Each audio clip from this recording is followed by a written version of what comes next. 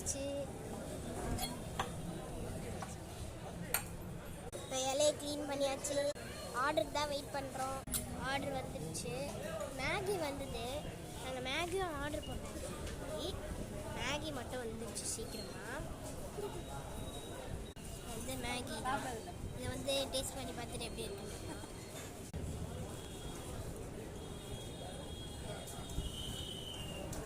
10க்கு 9 கொடுக்கலாம் இதுக்கு mark.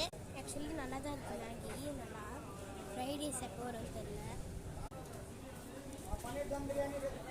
Fried ரைஸும் வந்துடுச்சு.